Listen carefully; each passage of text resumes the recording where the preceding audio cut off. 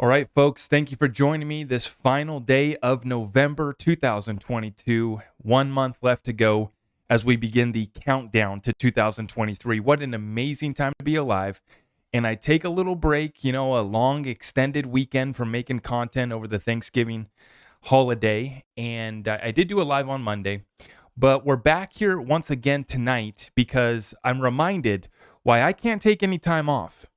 Why I can't let you guys get fooled by the rest of these guys out here in the space that are playing games, fudding people out, just spreading nonsense. Absolutely crazy out here in the cryptocurrency space as we navigate this crisis, as we navigate this liquidity contagion spreading rapidly. And many people are scared to get into crypto. Many people who did invest are capitulating. We have more conviction now than ever before.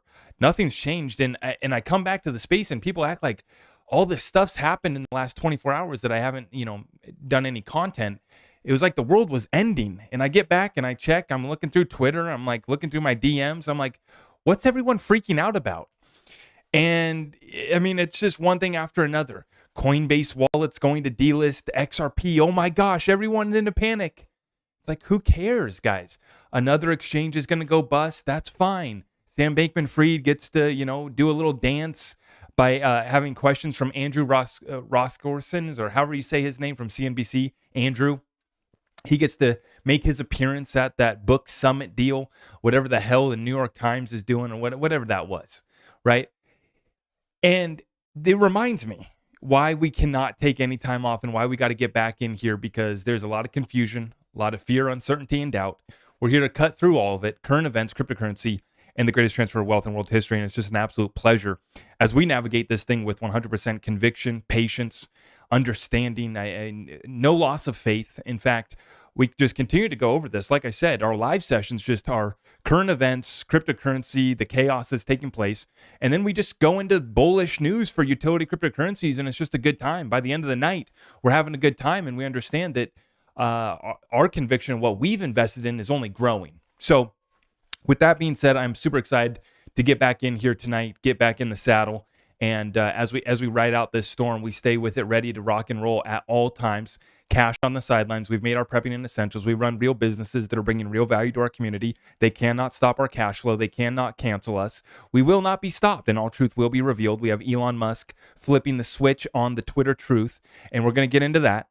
And then we're going to talk about the cryptocurrency chaos, absolutely. And of course, as always, we're going to talk about some ridiculousness in the XRP conversation, like $300,000 XRP.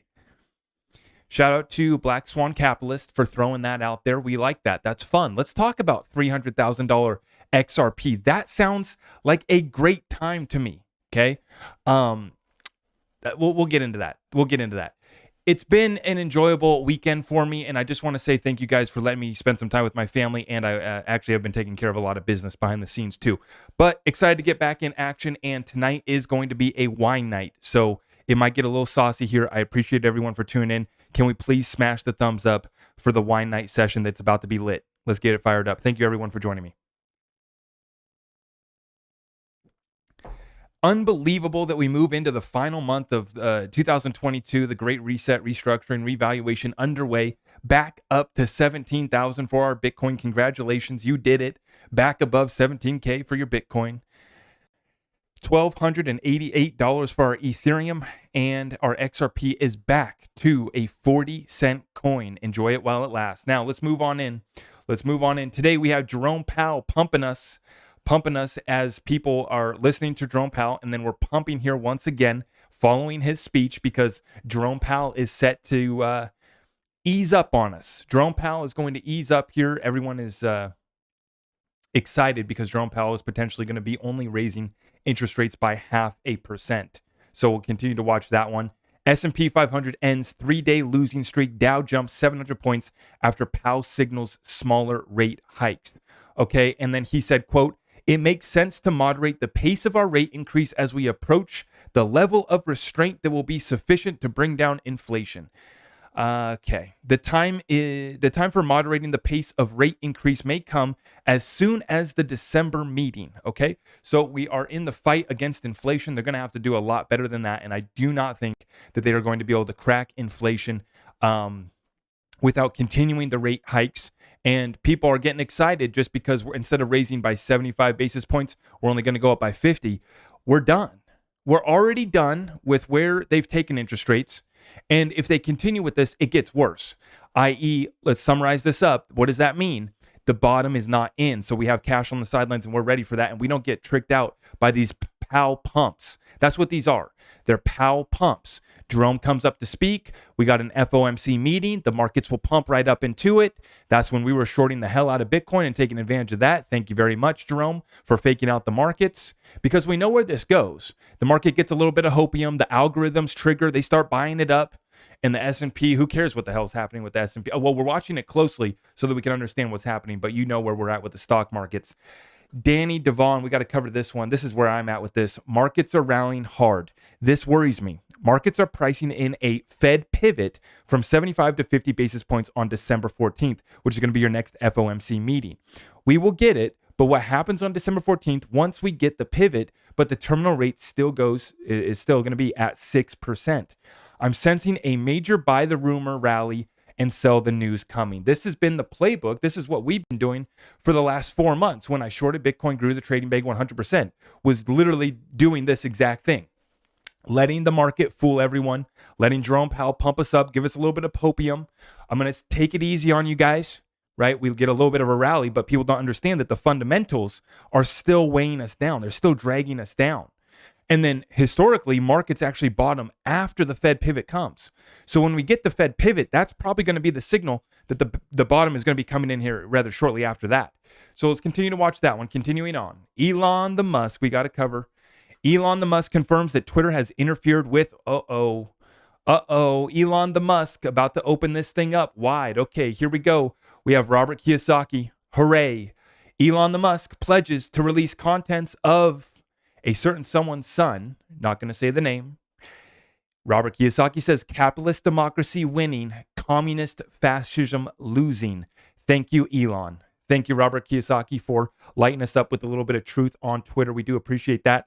And we are excited to see Elon the Musk flip this thing upside down. Continuing on, Bank of America chief warns of 2 more years of pain with high inflation and interest rates as federal government to backstop $1 million mortgages, and experts predict 20% fall in home prices. Now, this is important, guys, because this is just what I was talking about. The markets don't understand the fundamentals. They don't understand that we still have another 12 to 18 months of pain on the way. The markets could bottom out in the next 6 to 12 months. You know, the stocks, the real estate, that's lagging. Cryptocurrency is going to bottom out first. It's collapsing and getting sacrificed for everyone to see. Now is the time for everyone to come in and, Elizabeth Warren's got a plan for that. Cryptocurrency bills already on her desk, ready to get that moved. And we're excited for that because that's going to benefit us. No problems there. 99% of the space needs to go away. So we haven't, we're chilling, enjoying our adult beverage and watching the show here. But the fact of the matter is that this is how they confuse the masses. This is the narrative that they give them. They give them a little something to eat, right? Continue on at the party, right? Without understanding the fundamentals that we have 2 more years of pain, according to the Bank of America chief. And what's interesting here, folks, let's check this out. This is from the Daily Mail. They're talking here. Appearing on CNN this morning, the CEO, Brian, warned a 2-year recession is coming, but that he's hopeful it will be brief and mild. The forecast comes as home sales have fallen for 9 straight months, a trend that will persist as buyers facing rising prices shy away from the market. Moneyhan made the assertion hours before the government announced that it has raised the limit for mortgages backed by Congress to more than $1 million. It is the first time in history the agency will back loans of more than $1 million, despite the market signaling a subtle slowdown over the past 3 months. Now, this is going to be the Federal Housing Finance Agency. So this is important. This is just one data point to check, right? And as they cite here, experts now warn a large-scale slowdown is coming. One that will see home prices eventually fall more than a fifth from its recent peak recorded in June. So we've been looking at this, right? How the real estate markets, it's already slipping. It's going to get worse as they continue to raise interest rates. I spot a super chat in the house. Shout out to Joey with the 2 spot. Good evening, Zach. Thank you for all you do. Shout out, Joey. Thank you. I appreciate that. Yeah, we're going to keep it rolling tonight. That's our real estate. We have one more real estate data point I want to share with you guys right here. Check this out. This is from Rick Palocious. Home builders don't typically throw incentives at buyers already in backlog, but it's happening now. 70% of builders we spoke with in mid-November did exactly this to avoid cancellations. Implications for margins compressing faster than usual. We have this chart here. Home builders providing incentives to buyers already in backlog. Interesting. So they're bringing on the incentives because the home builders are getting desperate. They have short-term debt. Those interest rates are going to be adjusting, right? They got to go back, and they only got a certain amount of time here before that loan comes due. So they got to move their product, got to move that inventory. Particularly in my area, what I'm seeing is a lot of houses coming online, and it's in the mid-range. It's in the starter home price range for my area, which is $600,000. It's $530,000 to above 600 to basically 700,000. So basically 530 on the lower end for your cookie cutter development home, all the way up to 700,000 for he's going to give you a little something. But you know what kind of products being put out by these developers and builders right now? Pretty weak, pretty sad. But nonetheless, there's still a shortage of housing, and so it's still getting bought up, but we're starting to see the incentives are coming from the builders as they're trying to move this product. And the smart ones can see the writing on the wall, that we have not bottomed out, that the situation is going to get worse. And Jerome Powell is telling that he's going to lighten up on us, but we're still getting pulled down by the raising of the interest rates. And that's going to pop the debt bubble, which real estate is an asset class so heavily reliant upon interest rates. Okay. So that's your real estate data right there for you. Now we have already shared this. Elon Musk confirms that Twitter has interfered. Yeah, we can't talk about that further. Let's get into this one. Gold Telegraph. The Canadian Central Bank reported today a historic $522 million loss in third quarter. This is their first loss ever. They own zero gold. The European Central Bank warned today of losses. Reality sometimes hurts. And this is the situation.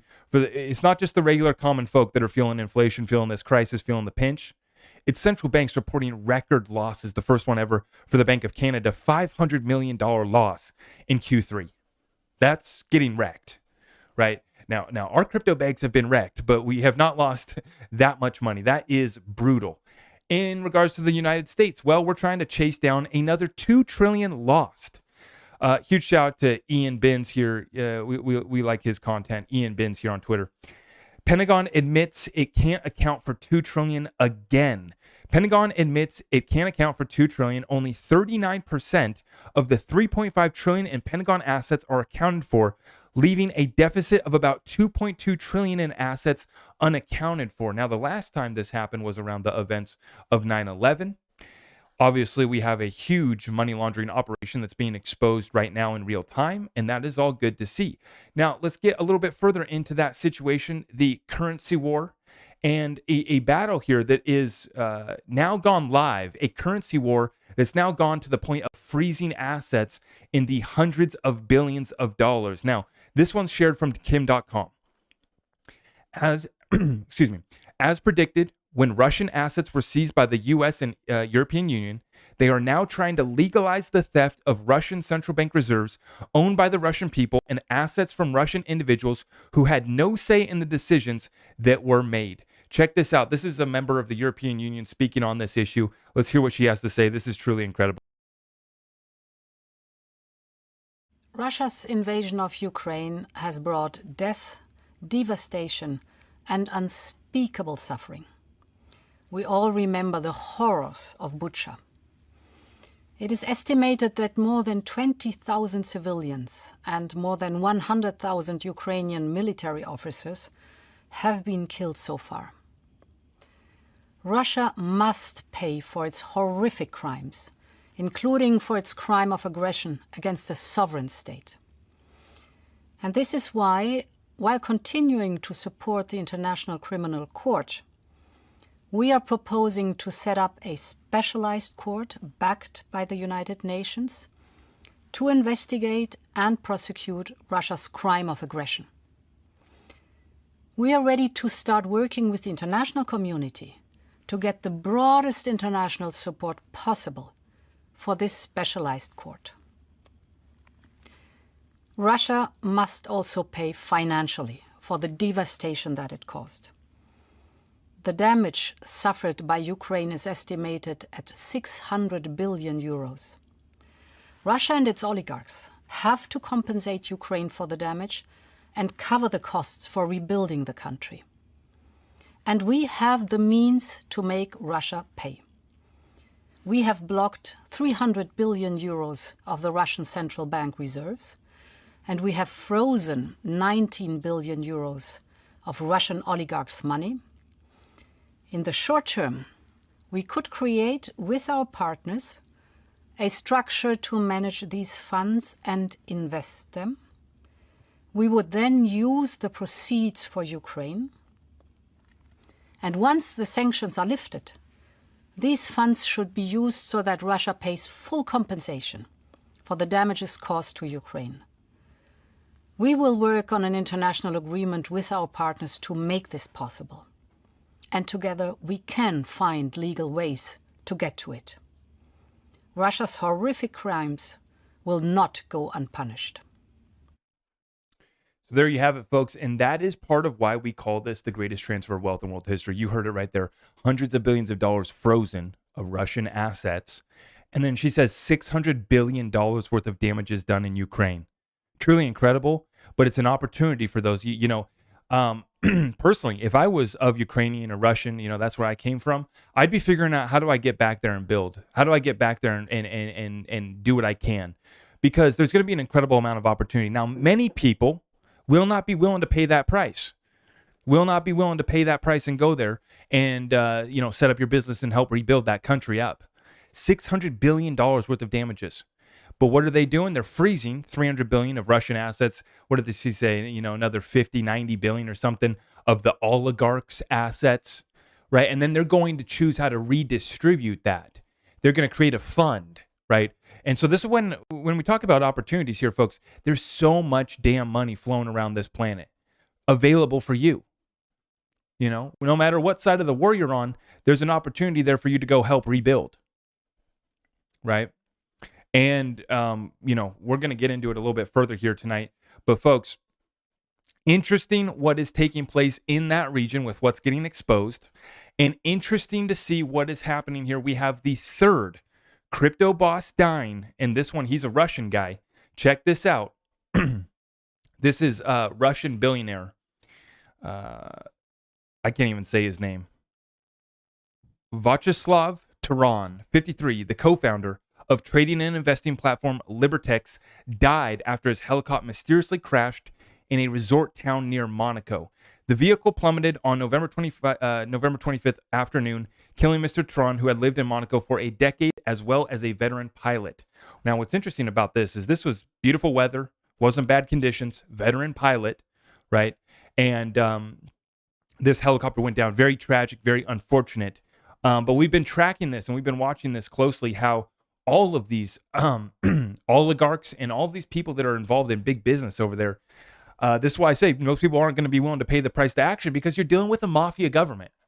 If you want to go do business in Russia, if you want to go do it in Ukraine, you're just dealing with a different type of mafia. And so that's the problem that we're up against, is the rule of law. You can't implement the business and the strategies that we talk about if you don't have a rule of law. And, that's the sad situation about the state of the country over there. The war that they have put that region into is so bad, so terrible. But what we're looking at here is the third crypto boss. This guy, we're just now hearing about this one, but apparently it was on the 25th of November. Okay. And he is the latest in a growing list of powerful people in Vladimir Putin's Russia to abruptly die. Yeah, we've heard they're often reported as suicides. They've included energy, oil, finance, and shipping bosses, as well as oligarchs and millionaires. But 3 crypto stars have all died in recent weeks. Tiantan Kolander, 30, died in his sleep last week, while millionaire Nikolai Mushagin, 29, drowned on a Puerto Rican beach. Now, what Nikolai had to say before his passing was very interesting, wasn't it? Very interesting. But nonetheless, this situation's getting real out here. I mean, it really is. I mean, while Sam Bankman-Fried is able to parade around and show up to the book deal and get some softball questions from CNBC, right? These guys are literally getting taken out. So there's a lot of money, there's a lot of power and control here at stake. And you guys are seeing that it's unfortunate because the average person in these countries are getting caught up in it, in this war front right now over there in Ukraine and Russia. So we just continue to hope that this thing gets settled up here sooner rather than later. But we're going to continue to watch that one closely. Now, speaking on SBF, getting the softball questions. This one's from Jeremy Hogan.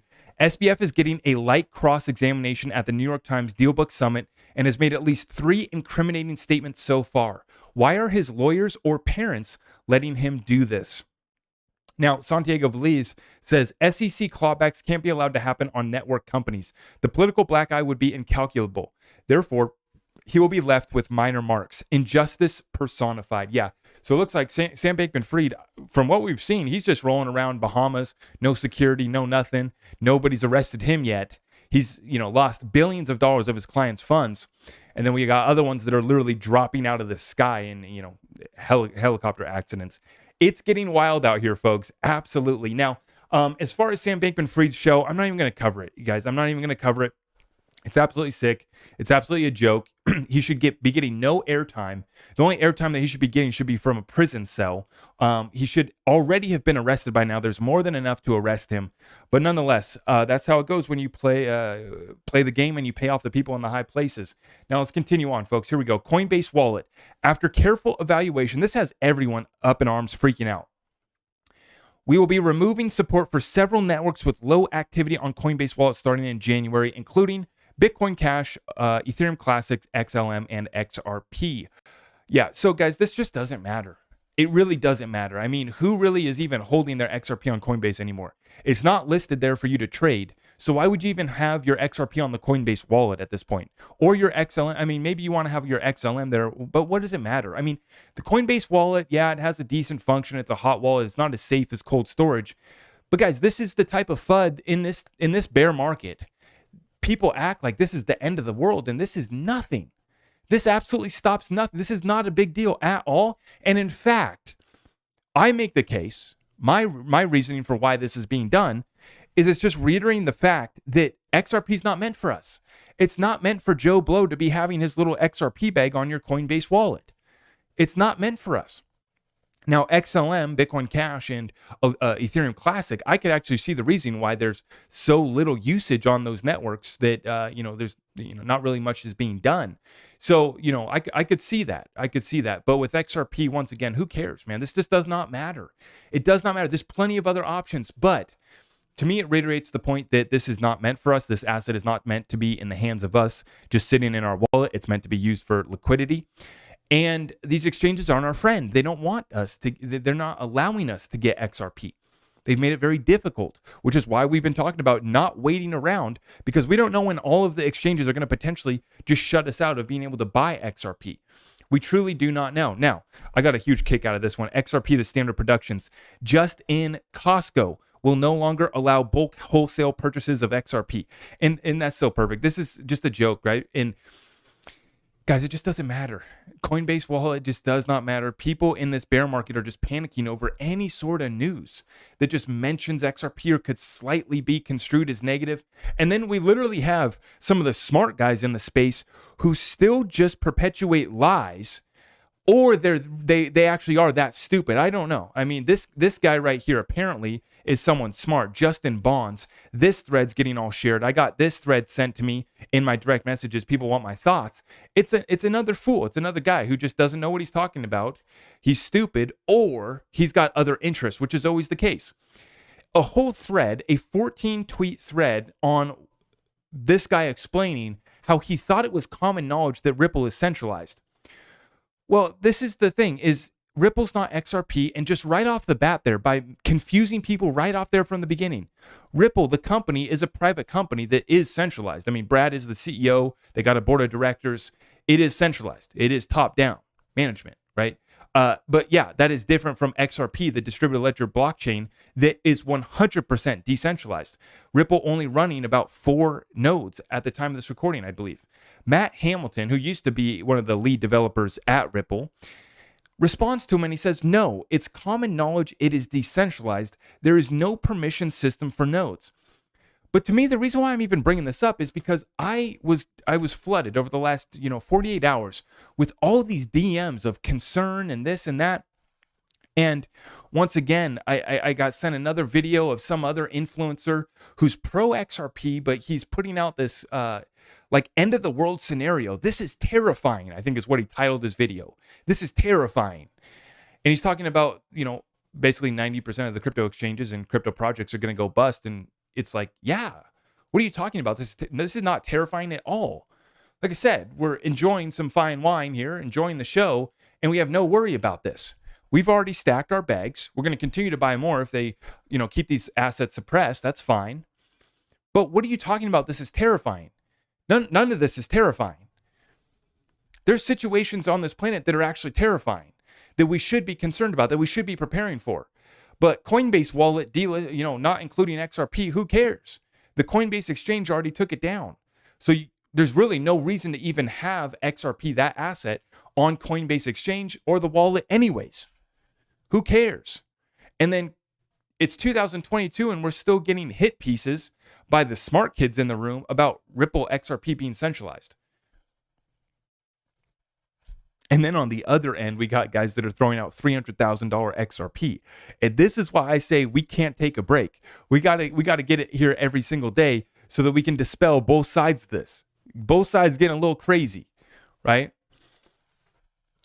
Let's continue on, folks. Thank you for joining me. And this one's an interesting take right here from BitBoy Crypto. Let me give you my take on USDT. I think it's fine. This may age terrible, so understand this is my opinion based on what I know. One day soon, I will fully break this down. But the simple answer is this. Many major crypto companies scammed their way to solvency. Tether is one. That is interesting. That is very interesting. It's an interesting take because it is possible. I could see how they could do it.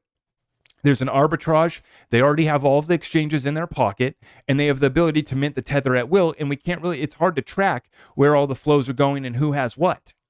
Tether being one of the main tools to pump up this market, and it makes sense that they actually could make themselves go solvent by different forms of arbitrage and actually building back up their reserves over time.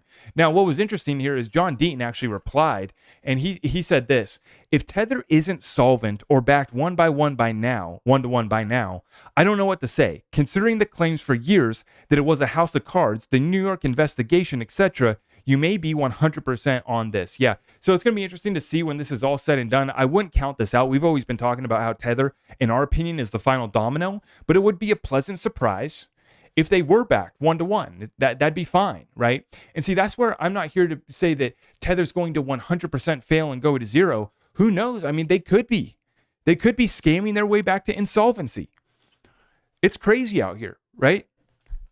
100% cryptocurrency is the most manipulated asset class, but that doesn't shy us away from it. We know what we're getting into, as well as the Brazilian Chamber of Deputies approving a bill regulating crypto transactions. Huge shout out to Crypto Insight. That's our buddy Will. Huge shout out to Will. And this is from CoinDesk. Brazilian Chamber of Deputies approves bill regulating crypto transactions. Now, we just talked about this in the last live about how the Central Bank of Brazil is going to be releasing basically the protocol that they've been using for their real-time gross settlement payments. And also in 2020, they had closed-door discussions on institutional matters with Ripple. And we've also seen that in Brazil, it was one of the first banks sanctioned for exclusively foreign exchange in Brazil by the central bank was Travelex, which is the most recent bank that is firing up the on-demand liquidity corridor there in Brazil, which means we have the green light for XRP to be used for anything in Brazil now. That's essentially what that means. And now we have basically the Congress. The bill still requires the approval of the executive branch, but I'm guessing this is basically equivalent to Brazil's Congress. The Chamber of Deputies approves bill regulating crypto transactions. So full clarity is here. And for me, this is why I say we've lost no conviction in what we've invested in. We understand we're here, and what we've invested in, Ripple, XRP, they were at the table in 2020 for closed door meetings for institutional matters. And we can speculate on what we think was discussed there, but that gets me a little excited. Breaking news, India will start testing its retail central bank digital currency on Thursday in 4 cities with 4 banks. It has arrived, right? So 4 cities, 4 banks, CBDC in India going live. We already know major Ripple partnerships with some of the biggest banks in India. Major country there that's going to be needing this type of technology. Massive country, massive amount of payments in and out, cross-border payments issues, and it's going to be very interesting to see that. And they also like gold over there too, so it's going to be interesting to see stacking gold, maybe deals with XRP Ripple. We're going to see what they're going to do because they're regulating it pretty strict over there.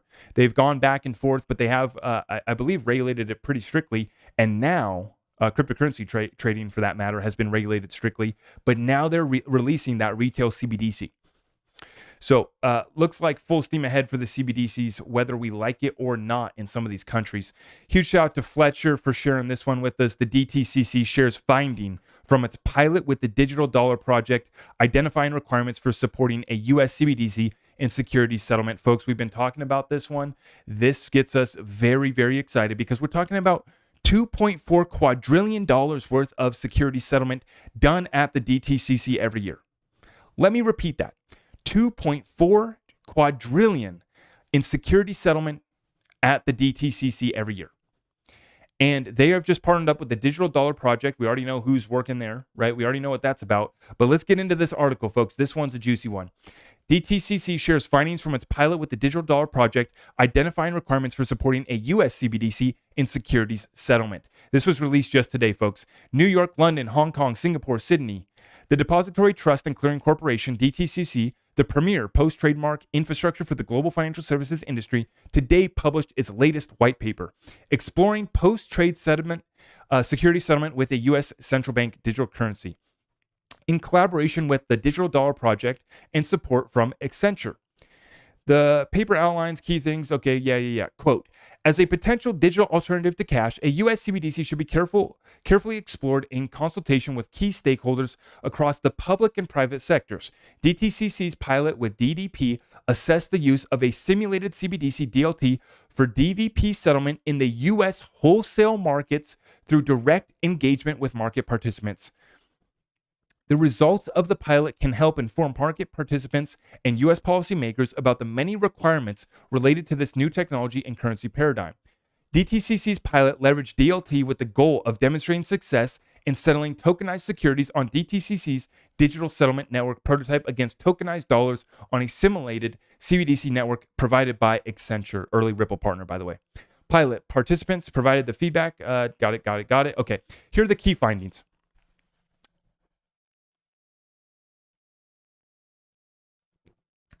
Okay, so our key findings are the CBDC design, multilateral settlement, and asset encumbrance mechanisms are core functional requirements for post-trade settlement.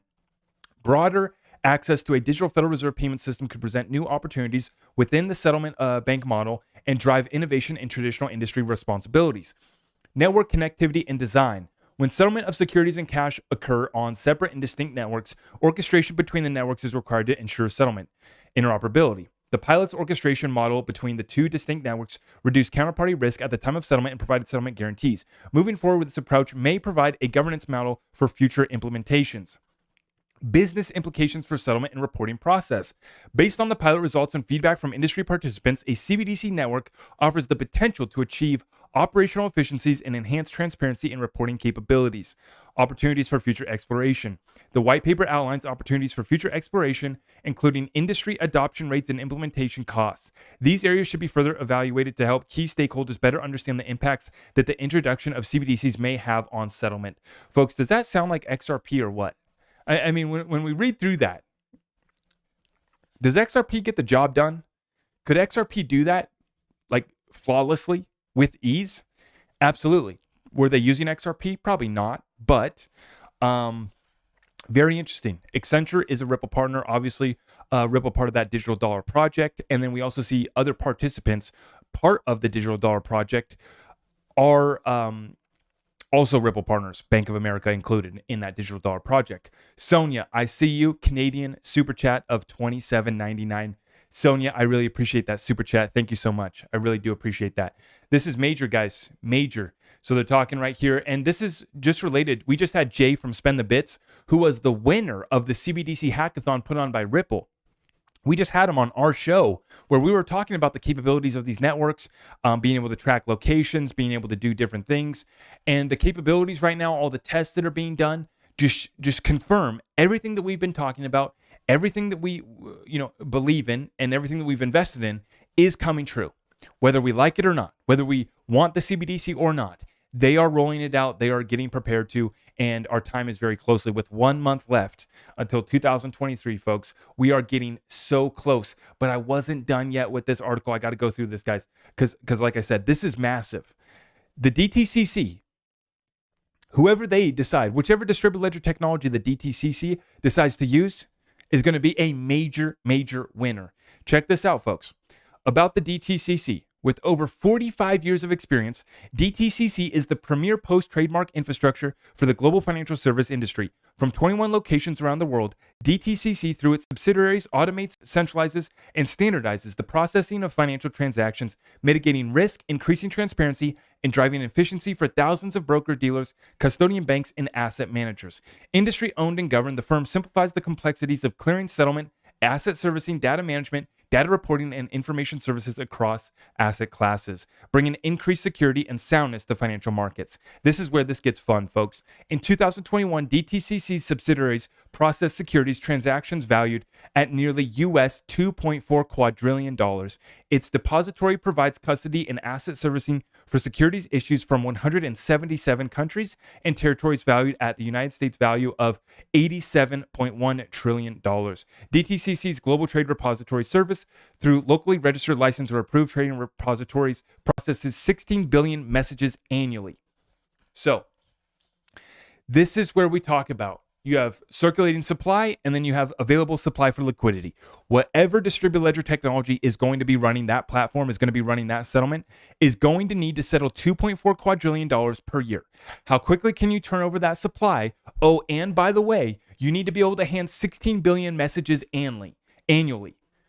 So this is where we come up with our more sophisticated market cap bro calculations to figure out the value of these blockchains and how valuable these networks are, really are. So we have the end goal number in mind, right? 2.4 quadrillion, right? I keep forgetting this. 16 billion messages annually. Okay. So we can take that 2.4 per year, 2.4 quadrillion per year, 16 billion messages annually, and we can break that up. What's the average value per day? What's the average amount of transactions per day?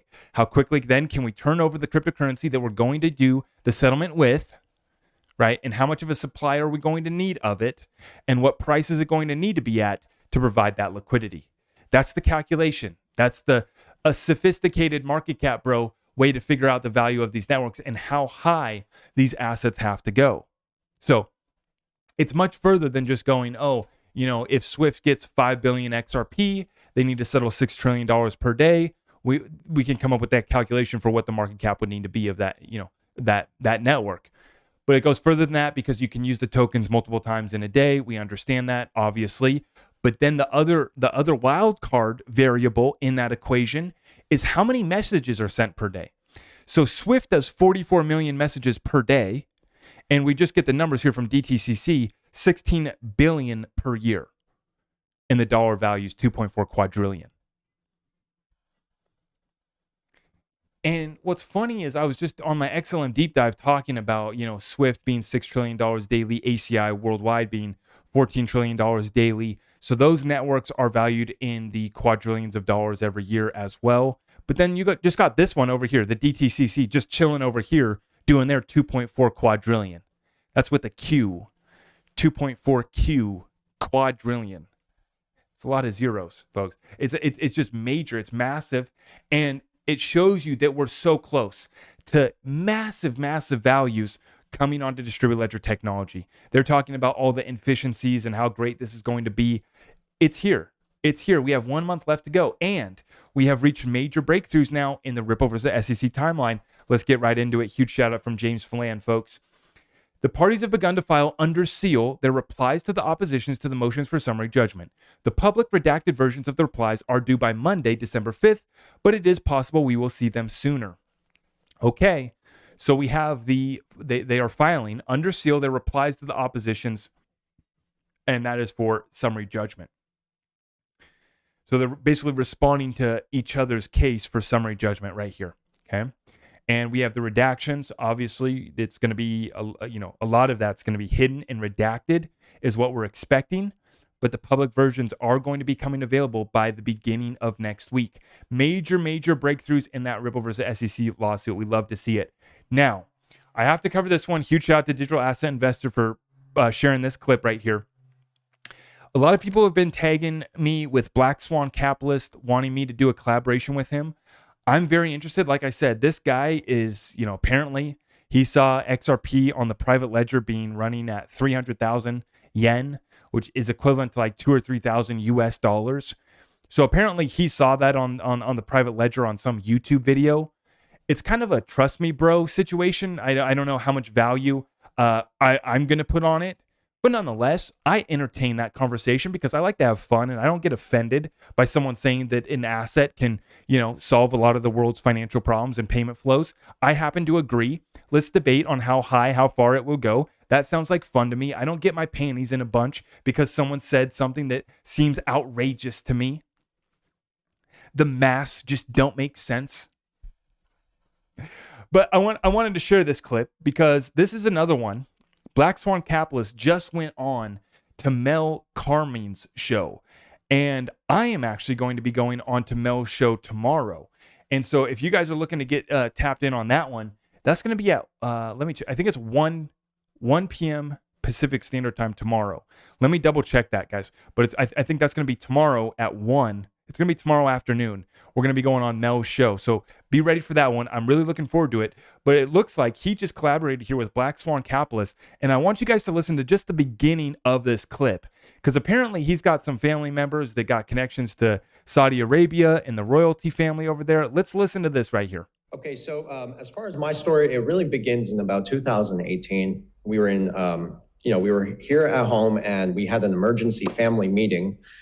We had to come upstairs. It was my stepfather and his contacts in Saudi Arabia. His name is Khalid Al-Sunaid, and he's an advisor to the royal family of Saudi Arabia. So we grew up with these people when we were younger overseas before we moved here, and we had this family emergency meeting. The whole family was told to come, my mother, my sister, very close friends, and they were telling us about this technology called XRP.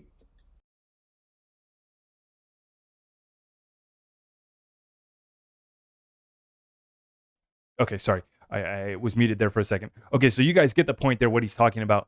He had a family emergency meeting. Apparently, someone in his family has a contact who advises the royal family in Saudi Arabia. Very interesting. But nonetheless, they had an emergency family meeting to talk about XRP. And then this is the same guy who's saying that apparently he saw XRP running on the private ledger at like 3,000 US per coin. It was basically equivalent to 300,000 yen, I believe. Maybe it was 300,000 US. I don't know. I thought that it was in Japan, so it was in Japanese yen. It was basically a video of a private ledger in Japan that was running at 300,000. So I'm assuming that was 300,000 yen, which was at the time I think was equivalent to a few $1,000s per XRP. Now, we've seen plenty of glitches, but once again, there's a lot of people making claims right now, and there's a lot of people that have different opinions than me. But for me, I'm going to lean into that. I'm fine. I'd love to collaborate with this Black Swan Capitalist guy. I thought about tweeting him out yesterday and just saying, hey, bro, we need to talk about this $300,000 XRP just to have fun with it, because I think it's hilarious. People getting their panties in a bunch over bringing up numbers like that. But nonetheless, I just want to lean into it. Oh, you got connections to someone who's advising the royal family in Saudi Arabia? Let's talk about that. That sounds fun, right? And then tomorrow I'm going to be going on Mel's show, and there's not. I don't agree with Mel on everything either. So that's going to be a fun conversation as well. I got some questions for him about what the heck's going on, man, with some of these lobster projects that I thought were going to have so much value here and going to do something special for us. And they just seem like the most obvious scams to me. So what the hell happened, man? I'm curious, what he has to say about that. because I haven't been following the lobster tokens for a while. I've already put out my video on how I thought that 90% of the lobster tokens and tokens that have been built on XLM were just scams and had no utility, no real use case. Same thing happened with XRP. It was just scammers taking advantage of open source technology, proving the decentralized nature of these assets, which is good. But unfortunately, humanity takes advantage of people. And, the sad part is that the scammers push it and then people fall for it and lose money, which brings us to where we're at today. I had to bring it up in my XLM deep dive, talking about the lobster tokens and the lobster scams. And, so I'm interested to talk about that with Mel tomorrow. But like I said, for me, it's, let's pull up, let's be respectful, have an adult conversation, right? Have a little bit of fun with it. We can talk about the scenarios where XRP goes to that type of price. Is it even possible? Because for me, if you're scared to have the conversation, how can you have conviction in what you believe in? If someone can't question you on what you believe in, what do you have?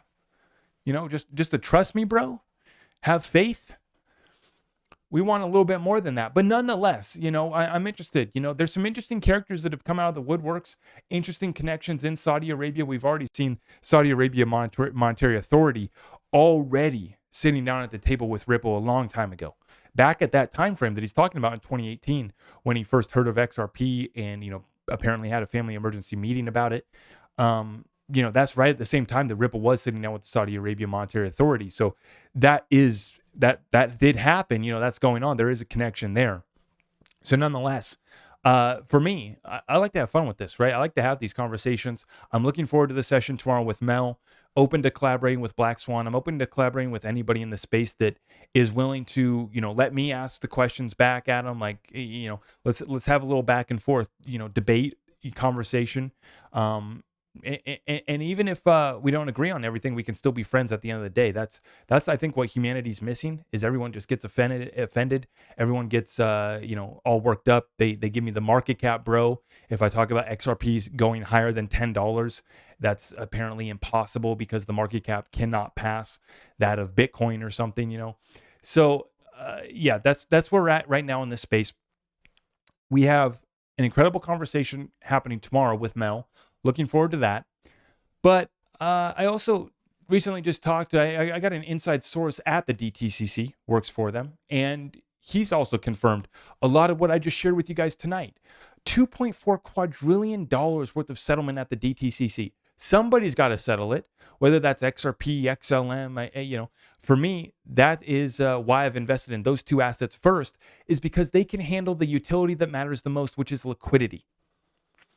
In my opinion, liquidity is the highest dollar value amount. I mean, look at that. 2.4 quadrillion just at DTCC, $6 trillion daily at Swift, 14 trillion at ACI worldwide. You have basically $100 billion worth of stocks, equities that are moved every single year. And you got to have liquidity. Without liquidity, you can't get that done. Right. And so that's why, for me, XRP has always been my number one. It's focusing on the wholesale level, which is exactly what they just trialed in the DTCC CBDC trial. Was they were trialing, multilateral wholesale payments.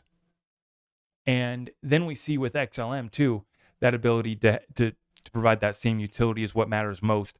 So with that being said, folks, let's take a look at where we're at right now. Let's take a look here at the sticks. I see a super chat here from Pizza Pilgrim. I appreciate that 10 spot. Keep drinking that Adams Ale, brother. Yeah, cheers, guys. I appreciate all of you guys. We're enjoying this show. This is a good time for us. I don't post any content for 24 hours and everyone's going crazy.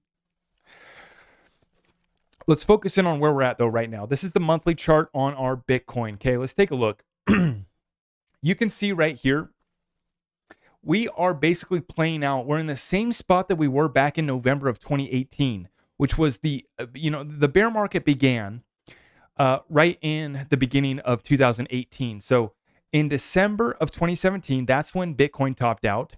On basically January 4th or 5th, that's when XRP topped out of 2018. And then that's when we began this bear market where we went all this way down. Now, to me, you look at this. This is November right here. This marker right here, that is November of 2018. Actually, got to hide that drawing. But right here, November of 2018, you see a big red candle on the monthly, bringing us down to the lows of January is basically when we bottomed out in the last bear market. So basically exactly 1 year after we reached all-time highs is when we bottomed out. So we're basically back at that same point. November brings us another massive red monthly candle, brings us down to a fresh new low, cycle low of 15,500. And we're going to have to watch this one closely because I do not think that the bottom is in. I do not think that the bottom is in. I think we do have a little bit more to go, but I think that we're going to play a similar structure that we see right here. Where look at this. I mean, this thing, yes, it did start to break out into 2019, but then really we didn't really begin the next bull run until October of 2020. I guess you could say April, basically April of 2020. So it was almost a year and a half after Bitcoin topped out is when we started the next major bull run. Okay. Now, obviously the halvening cycles do play into that. But the interesting thing too about this is we're watching this fractal, and this is how Bitcoin played out last bear market. But Bitcoin's never gone through a Great Depression. It's never gone through a recession. So this time is going to be different. This time it is worse. So for one, we've already broken into a new territory, which was breaking below the previous all-time high of the last bull run, which was about 20,000. We should have held that support. And the fact that we couldn't hold that support, and thank God, because I was able to short the hell out of Bitcoin every time it went above 20,000. Thank you very much. That was a good time. And now here we are at 15,000. We pump up here recently. Jerome Powell speaks and we pump above 17K. People get a little bit excited. But the bottom is not in. And we have 1 month left to finish off this. What an incredible year it was. Just 1 year now so far of a recession. Okay. But we're looking at the fundamentals. We're looking at our analysis that tells us we could still see potentially for crypto to bottom out in the next 3 to 6 months, and for the stocks and real estate to bottom out over the next 12 to 18. The bottom is not in on the macroeconomic picture, and the bottom is not in for the cryptocurrency and the risk assets as well either. Those are ready to get smacked up once again. Okay. And we are in unprecedented territory. We have never gone, and the cryptocurrencies have never gone through a real recession. And we did on our Monday session, we hit the Great Depression alert, according to BC Backer in his technical analysis, right? And from all of my fundamental analysis, I'm right there with him, without looking at that chart, without looking at the Bitcoin chart and that fractal matching up with the Great Depression alert or whatever he calls it there. Without even looking at that, I would say that, yeah, we have not bottomed out and that we do have to go set new lows. So this is why I would recommend, if you guys are wanting to buy more of these assets, to have cash on the sidelines. Think about, dollar cost averaging while we're near the bottom. We are near the bottom, okay? If you buy today, your investments could go down another 25, 50% easily.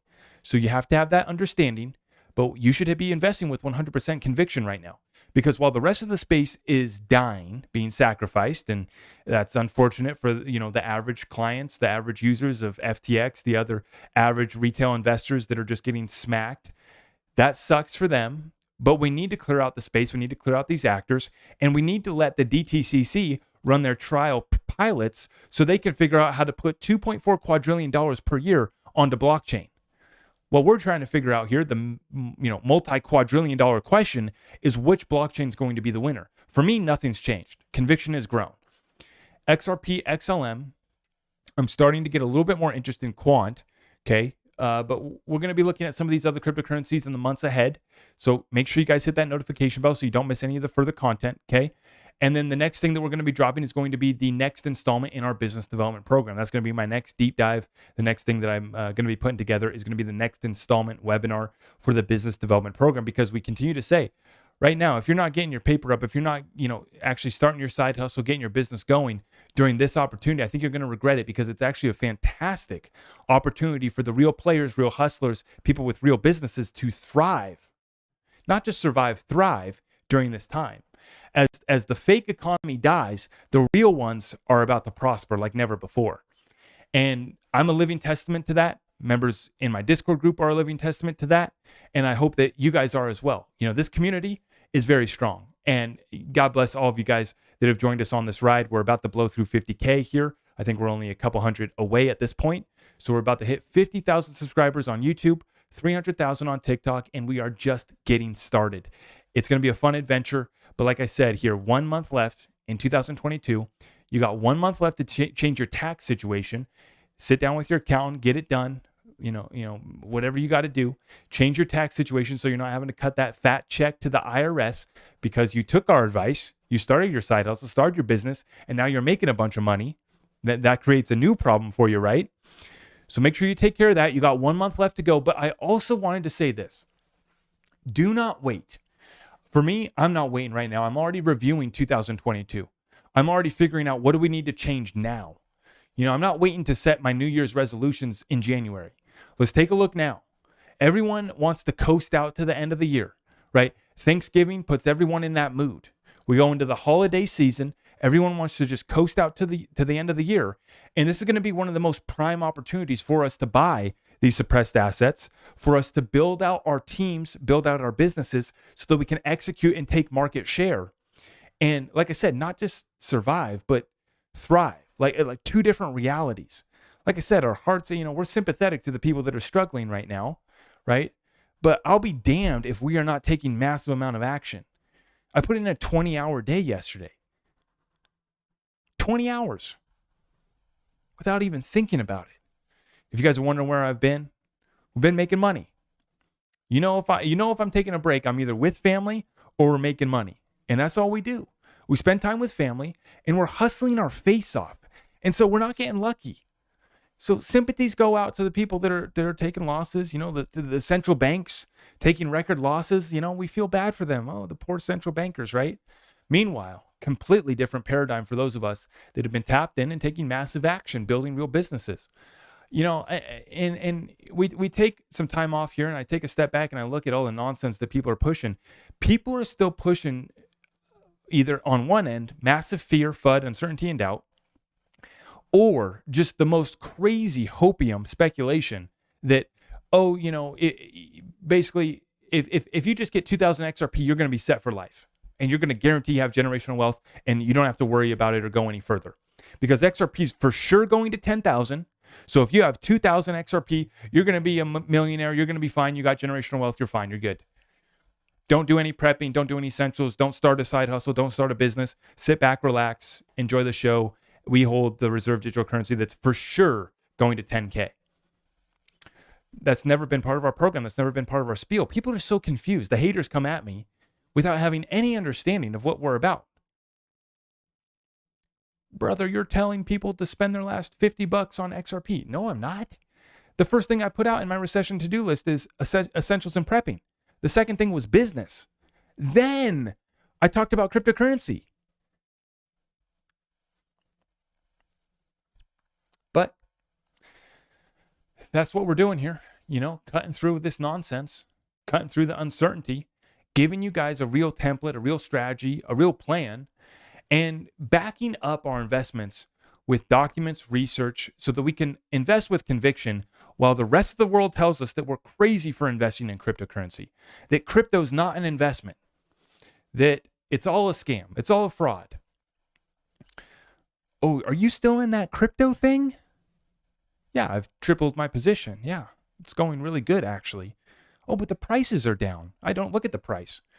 I hadn't checked XRP in 3 days because I was stacking money. I come back and I check XRP today. It's 40 cents. Fantastic. Every time XRP moves up 3 cents, we make a check. And that's what I mean. To the outsiders, to the masses, to the doofus moron, average investor person, they have no idea.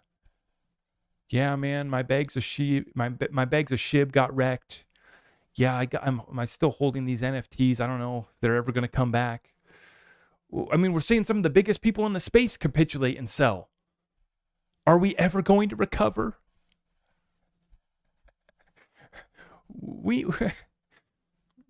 Two different realities, folks. But like I said, for us, we've got a real family over here. I'm so grateful. I'm so thankful, looking at what we've been able to grow and looking how far we've come here in just 1 year on YouTube, 2 years on TikTok, just getting started. And If you guys are looking to join, we have our family, our Discord group. It is over at my website, zachrichter.com, or just go to Patreon. Sign up for the Patreon. You'll get access to the Discord group, and we would love to have you guys in there. If you guys are looking to join us, like I said, who are you surrounding yourself with right now? You surrounding yourself with losers, complainers, people that are making excuses.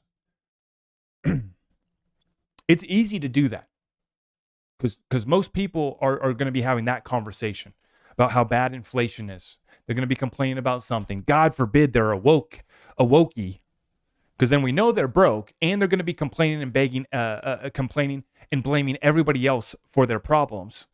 So that's the problem with the woke folks. Okay, God bless them. Good luck, God bless. But then you can surround yourself with a bunch of people that are, just going to bring you down with their negativity right now.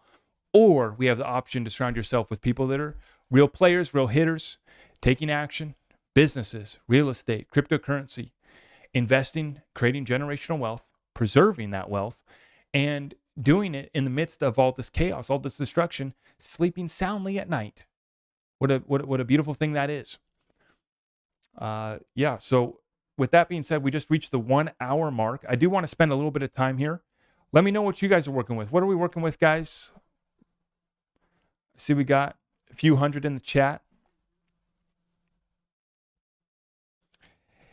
XRP QFS team. Excuses don't count in the big leagues. Let's get it. Let's get it.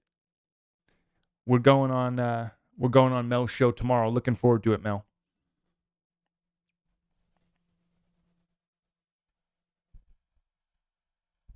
What's up? What's up? Venture capitalists in the house. Let's go. Thank you, guys. Thank you. What are we working with? I'm checking comments right now.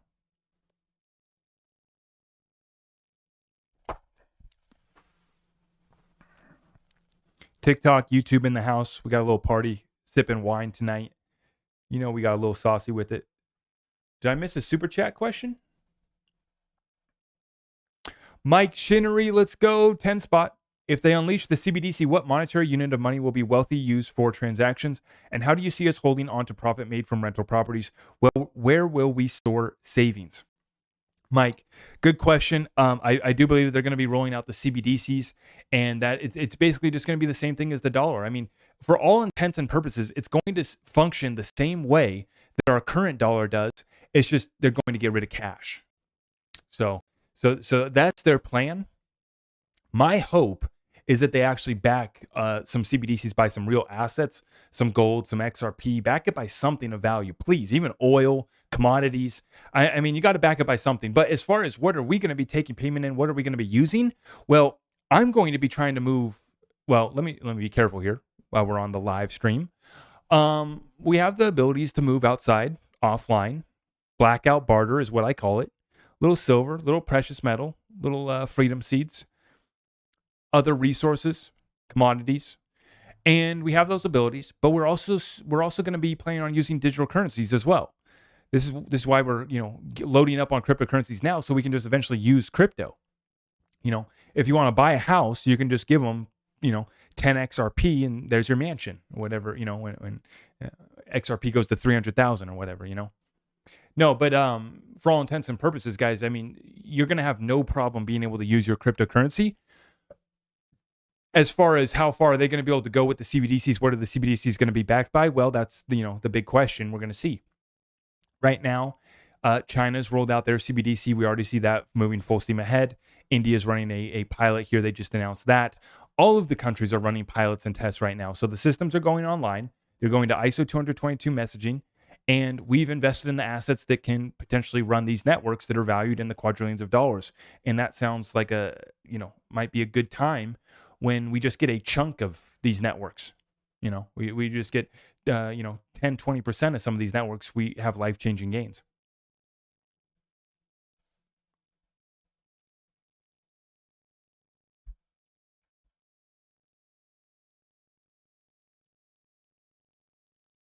Venture capitalists, thank you guys. Thank you. Yeah. We got Dark Horse in the house. Is that Yeah. Is that the Dark Horse that I owned in that debate? Is that the same dark horse that I absolutely destroyed in that debate? God bless you all. Thank you for tuning in tonight, guys.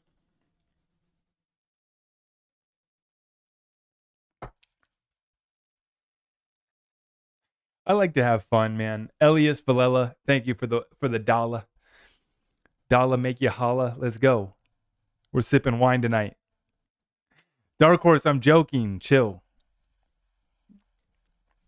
It's debatable.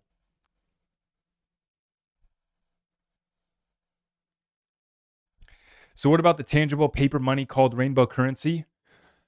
Yeah, I mean, there's a potential for that too. Yeah, absolutely. Rainbow currency, rainbow notes, new cash with watermarks, ballots with watermarks.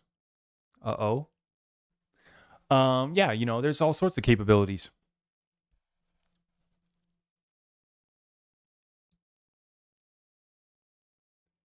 Mel says, "Don't drink too much grape juice." There's Zach. Yeah, absolutely. We got it. We got it.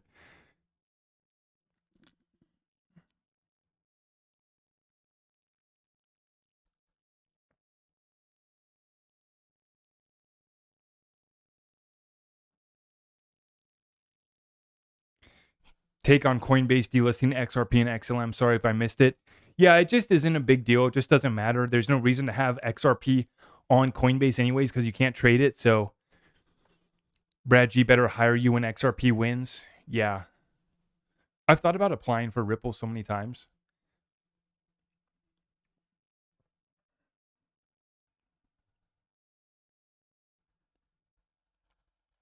How high can gold go?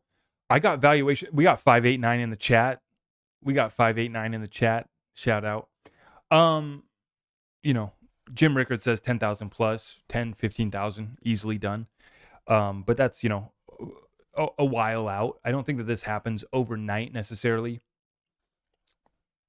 I mean, relatively speaking, over the course of a few years, resetting the whole financial system is, for all intents and purposes, overnight. When you're, basically a world-changing order that's been in place for decades, that's equivalent to overnight when, in the grand scheme of things.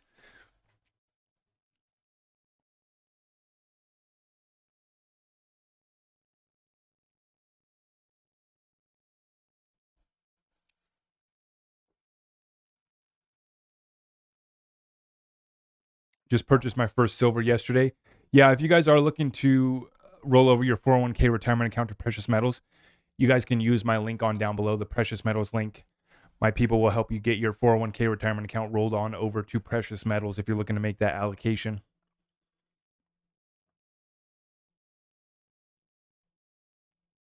Oh, man. Mel, I'm looking forward to the conversation tomorrow, brother. I'm looking forward to it.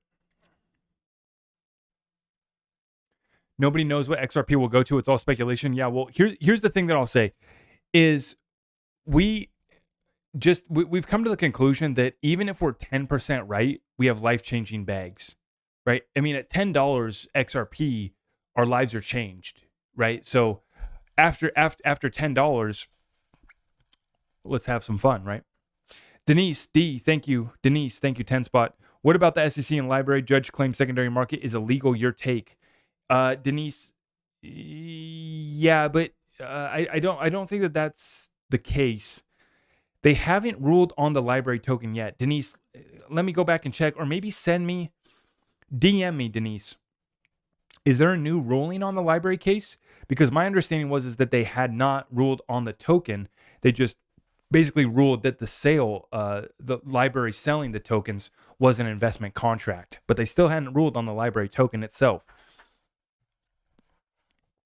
I guess, yeah.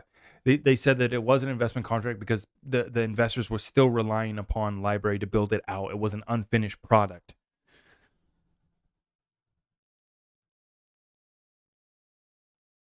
Elon tweeting about library. Yes, we covered that in the last live stream.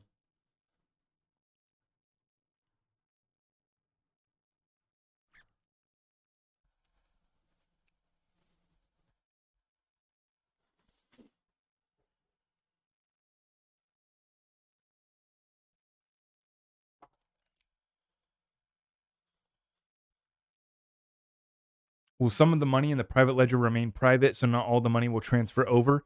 No, the value will be reflected. It's just a matter of hiding transactions and values. So the value in those private ledgers will still drive up the price of XRP because it's the same XRP that's used, whether it's the public ledger or the private ledger. It's same XRP.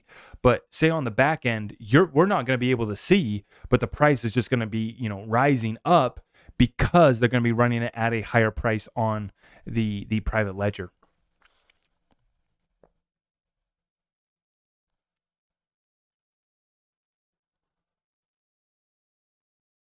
My financial advisor said that all cryptos will become a derivative of BTC. Thoughts? Get a new financial advisor.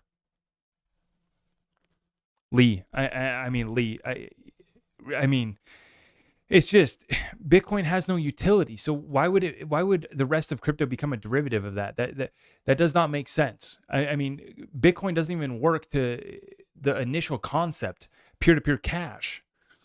Then the store of value narrative has also fallen apart. So no, I don't think that the rest of crypto is going to be a derivative of Bitcoin. Elias Villela, are you going to respond to Mark Moss talking shite about crypto and XRP? Yes, Elias, thank you. Someone sent me that. I forget who sent me that on Twitter. I'm going to have to go back to my DMs because I'm going to go back and watch that Mark Moss clip. I know Mark Moss has a pretty big audience, so I will address that. Absolutely. But I mean, shit, we've been doing this for 2 years now, whether we're dispelling FUD that's being shared on TikTok, we're cutting through the lies on TikTok, or we're going after some of the bigger platforms or asking Robert Kiyosaki why the hell why he's so obsessed with Bitcoin. We know why. We know Robert. He's an old guy. He lets the kid handle the portfolio. He doesn't even do the investment. I guarantee it. I guarantee it that he's not doing it on his phone. He has somebody else, a kid, who's buying it all. Robert just decides how much he has to allocate to cryptocurrency. That XRP sounds pretty good, kid. Oh, they're in a battle against the SEC? Add even more to the position. We don't like the SEC either. Add more to it, please.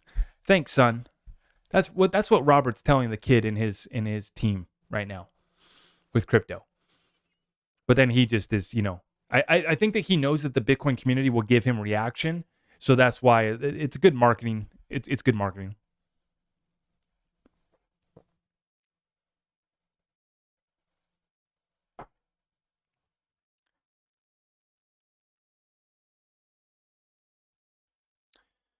XRP is being bought by the amicus brief for the people who bought it as a consumable, making it a currency. Yeah, exactly. Yeah, that's why we have no concern. XRP was already labeled a virtual currency in 2015, early settlement already done with our government. But it's not a consumable. Well, it is a utility. It can be used. And I don't know if the right word is consume, but you do burn fees when you use it. And it is fully built out and it is fully decentralized. So, I mean, are we really worried that Ripple is going to lose at Dark Horse? Really, are we worried that Ripple is going to lose?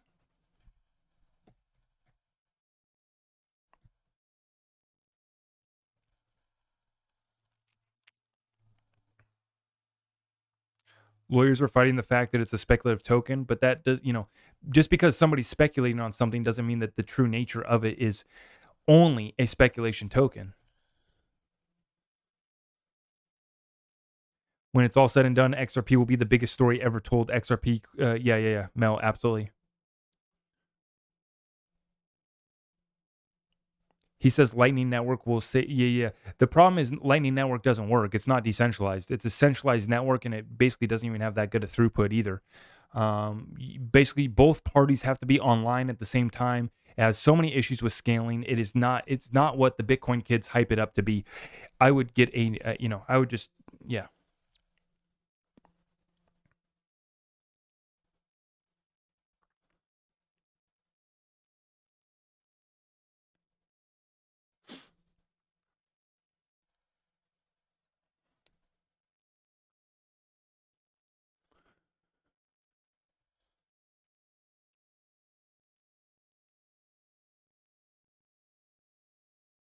Is it wise to stake your assets like XRP in the future with regulatory being established, giving them powers to freeze you if you don't play with their narrative? Adler, that's a good question, right? As soon as you give up control of your assets there, not your keys, not your crypto, yeah, it might be attractive after all the banks consolidate and we only have a handful of banks left standing. You're gonna want to go stake at Bank of America or whatever the deal may be. Yeah, you give up control. For me, I want to see who makes it through the liquidity crisis, who makes it through the deal. I don't care. I don't have problems with bankers. Bankers, I understand what's going on. I understand the corruption. I understand, where bankers, if central bankers particularly, have held back humanity. I get that just as good as anybody. But, my bankers at the credit union were, they're trying to do business with me.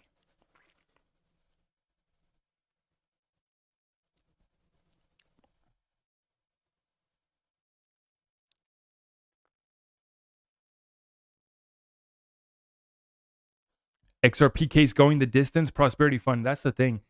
That would be painful because Ripple would be going the distance with it, but that would mean that the case is going to be extended another 6 to 12 months, right? That's the thing. Whether the case is settled next week, next month, and next year doesn't matter. The ending's inevitable for us, and that's going to be clarity for XRP. Are they going to be able to get Ripple with a slap on the wrist fine? Yeah, who cares? Ripple's got that money.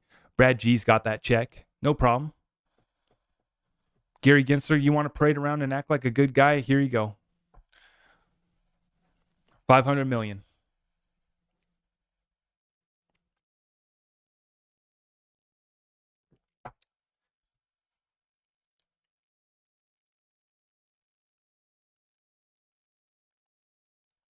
Q1 or Q2 latest. Yeah, Prosperity. That's exactly what we were saying this year too, though, right? It's literally, we were in the same spot last year. Oh, no way that this case goes no way that this case goes 2 years. Here we are, 2-year anniversary coming up.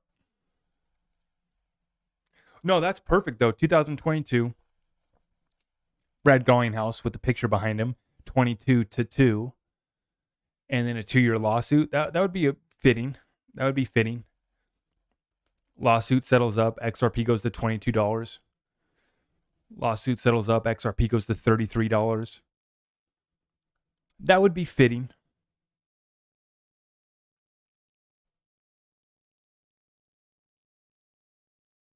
Remember September? Yes. Jemmy, so true. And that's where I've given up myself on where are we at in the case. Even though I covered it tonight and showed you guys where we're at, okay, we got the breeze, we got the opposition, we got this and that. Let them do their dance, man. Let them do their dance. We're going to chill out in the meantime. When we have our extra funds, we're going to load up even further. Like I said, this has only allowed me to, double my bags. Thanks, Gary. Thanks, Jay Clayton. Thanks, Joe.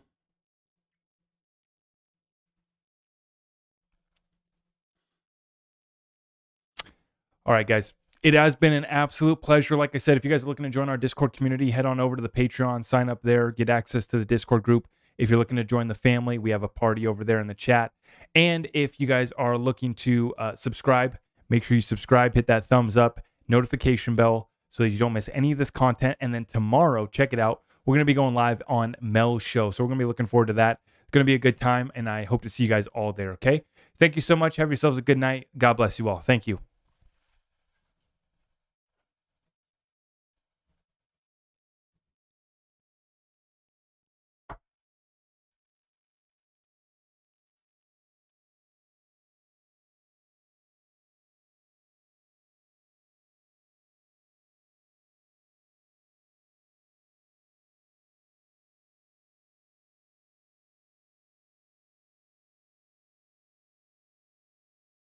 Uh-oh, bring it on back. We got Sam Sheffield in the house, folks.